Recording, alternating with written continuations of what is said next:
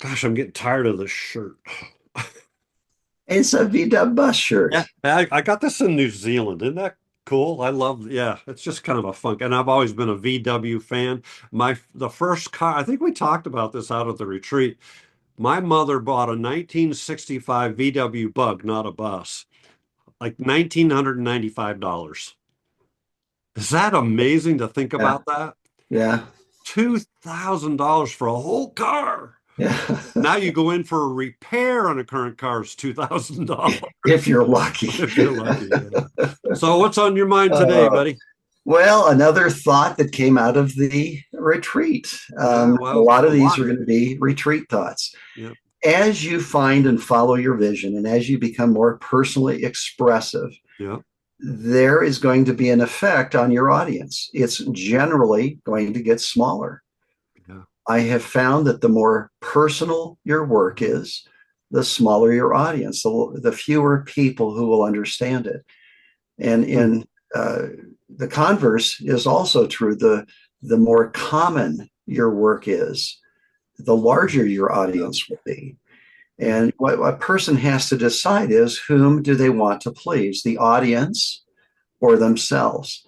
I've tried pleasing audiences, and it is fun to have Yeah. that 15 minutes of fame or that evening of a gallery opening or your work in a publication. Hmm. But it's fleeting, it goes away. And it's still, if you're not happy with your work, it can leave you a bit empty. Yeah. By pleasing yourself, you may have a smaller audience, but you're going to feel good about the work that you create. But doesn't Rick Rubin say something about this? Like, I want to say something like, The best thing you can do for the audience ah, is to please yourself. yeah. So even though Yes. the audience might be smaller, the audience that you keep is going to be much more invested in your work. Oh, yeah. I just got a note from someone the other day raving about they loved my ancient stones.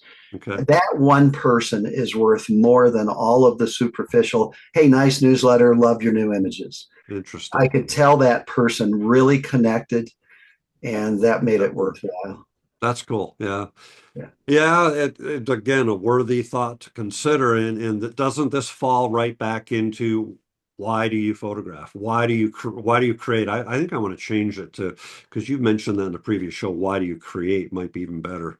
Um, yeah, are you doing? And again, no right or wrong answer. Who are you doing it for? Are you doing it for you?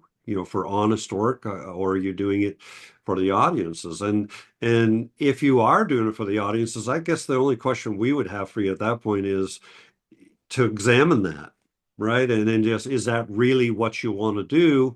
And obviously, if you're making money, and that's how you earn your living, then that's certainly a very big consideration. Our dear friend Josh Cripps, who we bring up from time to time, he's got a gallery in Lone Pine. It's fabulous, but I'm sure part of his thinking is I got to sell stuff, right? But I also know Josh well enough that he's out making personally expressive work as well, and trying to balance that. So. Yep. So your audience might get smaller as the thought for the day, but I think, as Cole just said, totally worth that trade-off because then you can look in the mirror and say, the work I'm making is honest. Yeah. Good. We'll see you next time, buddy, in a couple Okay. of seconds.